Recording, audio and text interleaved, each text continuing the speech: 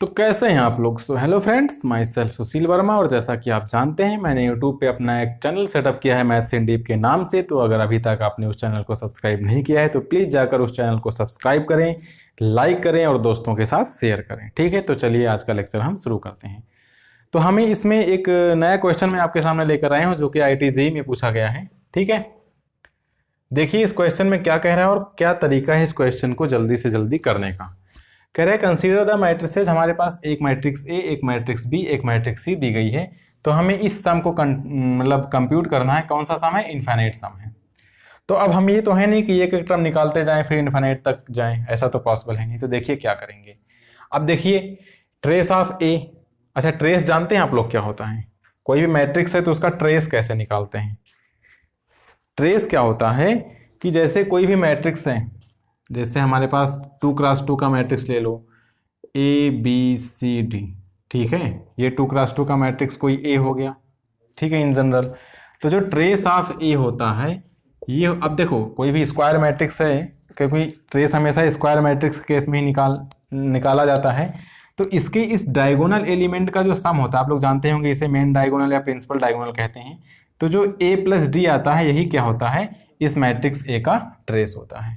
अगर मैं कहूँ कि हमारे पास 3x3 मैट्रिक्स, जैसे मैं कहूँ 1 2 3 0 4 5 -1 -2 -3, आपको क्या करना है? ये हमारी मैट्रिक्स A है। आपको क्या करना है? आपको ट्रेस ऑफ A बताना है। तो हमने क्या कहा कि इसके डायगोनल एलिमेंट का सम। अब यहाँ से चलेंगे तो डायगोनल पे कौन कौन एलिमेंट पड़ेंगे? एक 1 पड़ेगा, फिर 4 पड़ेगा, तो क्या करना है? सम लेना है, तो 1 + 4, फिर प्लस, फिर ये -3 पड़ेगा, तो क्या करना है? -3 ले लेंगे। ठीक है, तो 4 और 1 5 और -3 तो क्या हो गया? 2 हो गया। तो इस मैट्रिक्स का क्या हो गया? ट्रेस हो गया।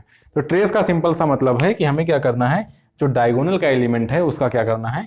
और एक्चुअली ये एक डायगोनल आप कह सकते हैं कि ये भी हो सकता है, लेकिन हम इसको बोलते हैं मेन डायगोनल या प्रिंसिपल डायगोनल। ठीक है, तो हम हमेशा मेन डायगोनल या प्रिंसिपल डायगोनल का सम लेते हैं और उसी को क्या कहते हैं? ट्रेस ऑफ मैट्रिक्स कहते हैं। ठीक है, मैंने इन सब चीज़ों को अपने मैट्रिक्स के लेक्चर में बताया है, तो अगर आपको देखना है तो आप जाकर उसको देख सकते हैं। ठीक है, तो ये तो हो गई ट्रेस की बात। अब इसके बाद कह रहा है कि ट्रेस ऑफ ए, भाई कोई रियल नंबर निकल के आएगा। ट्रेस ऑफ ए, भाई ए का ट्रेस निकालेंगे तो यहाँ पे ए का ट्रेस क्या होगा? 2 + 1 3 हो जाएगा। फिर trace of ABC/2 plus trace of ABC का होल स्क्वायर अपॉन 2। अब देखिए यहाँ पर वेरी क्या कर रहा है, इस चीज को हमें पकड़ना है। तो देखिए यहाँ पर केवल सिंगल ए था, ए यहाँ पर भी है लेकिन यहाँ पर BC आ गया। ठीक है, यहाँ पर BC का होल स्क्वायर आ गया। ठीक है, यहाँ पर BC का होल क्यूब आ गया। तो यहाँ पर क्या चेंज हो रहा है? यहाँ पर B/C चेंज हो रहा है। भाई यहाँ पर सिंगल पावर है, यहाँ पर होल स्क्वायर है, यहाँ पर होल क्यूब है। तो हम देखते हैं पहले कि B/C होगा क्या। ठीक है, तो पहले हम क्या करते हैं? B/C यानी कि B और C का प्रोडक्ट निकालते हैं।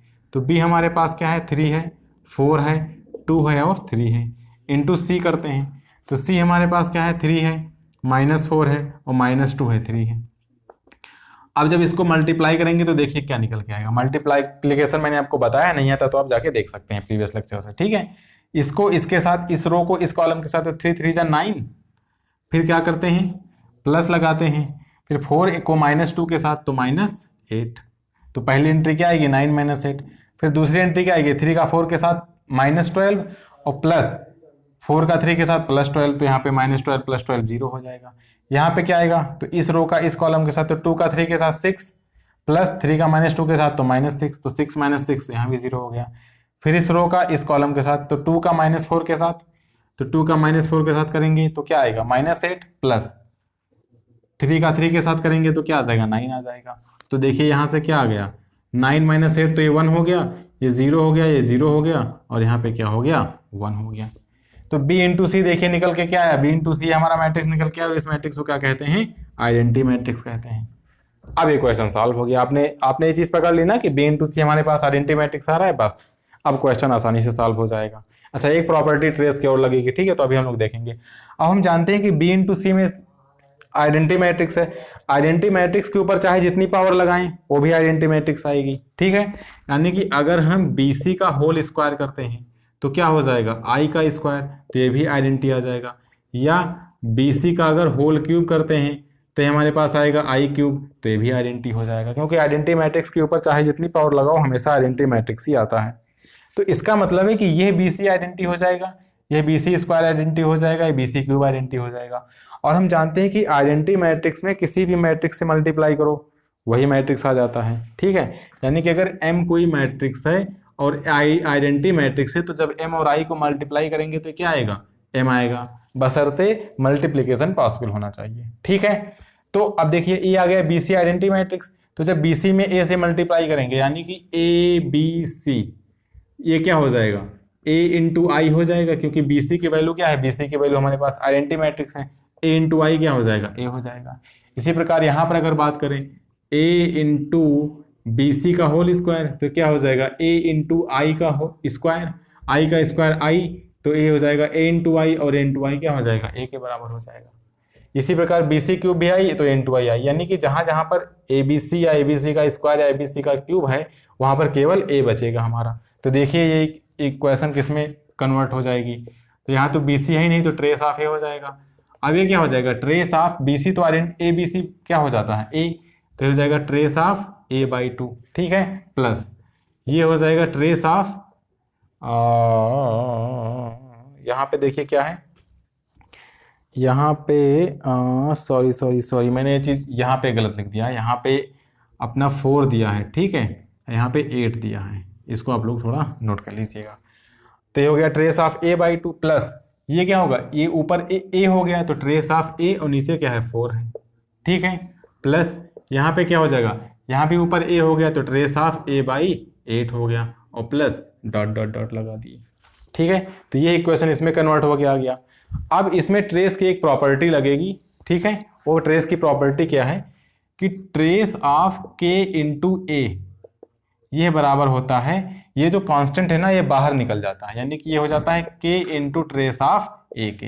ये प्रॉपर्टी आपको याद रखनी है कि trace of K into A, मतलब इसका कहने का मतलब क्या है कि किसी मैट्रिक्स में किसी कांस्टेंट से पहले मल्टीप्लाई करें फिर उसका ट्रेस निकालें, या ट्रेस निकाल के कांस्टेंट से मल्टीप्लाई करें, दोनों की वैल्यू बराबर होगी। अच्छा इसमें अब देखिए यहाँ पर कांस्टेंट की वैल्यू क्या है 1/2, भाई trace of K into A के फॉर्म में अगर इसको देखें तो K की वैल्यू क्या आएगी 1/2 आएगी, यहाँ पर K की वैल्यू क्या आएगी 1/4 आएगी, यहाँ पर K की वैल्यू क्या आएगी 1/8 आएगी, ठीक है। तो ये वाला फार्मूला लगा के देखिए किस तरीके से कन्वर्ट हो जाएगा। ये हो जाएगा ट्रेस ऑफ A, 1/2 तो बाहर आ जाएगा, तो ये भी हो जाएगा ट्रेस ऑफ A, प्लस यहाँ पर क्या होगा 1/4 बाहर आ जाएगा, तो ये भी हो जाएगा ट्रेस ऑफ A, ठीक है, प्लस यहाँ से 1/8 बाहर हो जाएगा, तो ये क्या हो जाएगा ट्रेस ऑफ A हो जाएगा, प्लस डॉट डॉट डॉट, ठीक है। अब देखिए ट्रेस ऑफ A निकाल लीजिए, या सिंपली आप क्या करिए ट्रेस ऑफ A कॉमन कर लीजिए। तो ट्रेस ऑफ A हमने क्या किया, कॉमन कर लिया, तो यहाँ पे क्या बचेगा, यहाँ पे तो 1 बचेगा, प्लस यहाँ पे क्या बचेगा 1/2 बचेगा, प्लस यहाँ पर क्या बचेगा 1/4 बचेगा, प्लस यहाँ पर क्या बचेगा 1/8 बचेगा, प्लस डॉट डॉट डॉट। अब ट्रेस ऑफ A निकाल लेते हैं। तो भाई अगर हम ट्रेस ऑफ A निकालते हैं, ट्रेस ऑफ A, तो सिंपली डायगोनल एलिमेंट का सम, तो क्या हो जाएगा 2 + 1, तो यहाँ से ट्रेस ऑफ A कितना आ गया, ट्रेस ऑफ A हमारे पास 3 के इक्वल आ गया, तो ये हो गया 3, ठीक है। अच्छा ये चीज़ क्या लिखी है, इसको हम इतना नहीं लिख सकते हैं। देखिए मैं आपको यहाँ पर समझाने के लिए हर एक स्टेप लिख रहा हूँ, तो आपको लग रहा होगा क्वेश्चन बड़ा है, लेकिन क्वेश्चन बड़ा नहीं है भाई, आपको पता चल गया आइडेंटिटी मैट्रिक्स, तो ये सब करने की जरूरत ही नहीं, लेकिन मुझे आपको समझाना है, चूंकि इसीलिए मैं क्या करता हूँ कि हर एक स्टेप को बहुत ही अच्छे से एक्सप्लेन करता हूँ, ठीक है। तो अब यहाँ पे 1, अब देखिए ये क्या लिखा है 1/2 लिखा है, अब 1/4 को क्या लिख सकते हैं 1/2 का स्क्वायर लिख सकते हैं, फिर क्या है 1/8 है, तो 1/8 को क्या लिख सकते हैं 1/2 का क्यूब लिख सकते हैं, प्लस डॉट डॉट डॉट, ठीक है। अब देखिए जीपी बन रही है भाई, एक गुणोत्तर श्रेणी ही तो बन रही है, ज्योमेट्रिक प्रोग्रेशन क्यों अच्छा ऐसा क्यों पता चला, क्योंकि जो कॉमन रेशियो है भाई, ज्योमेट्रिक प्रोग्रेशन होने के लिए क्या कंडीशन होती है, जीपी होने के लिए क्या कंडीशन होती है कि T2/T1 = होना चाहिए T3/T2 के। तो यहाँ पर जब T2/T1 करेंगे तो 1/2, और T3/T2 करेंगे तो ये भी 1/2, क्योंकि 1/2 की एक पावर कैंसिल हो जाएगी, तो ये क्या बन गया जीपी बन गया।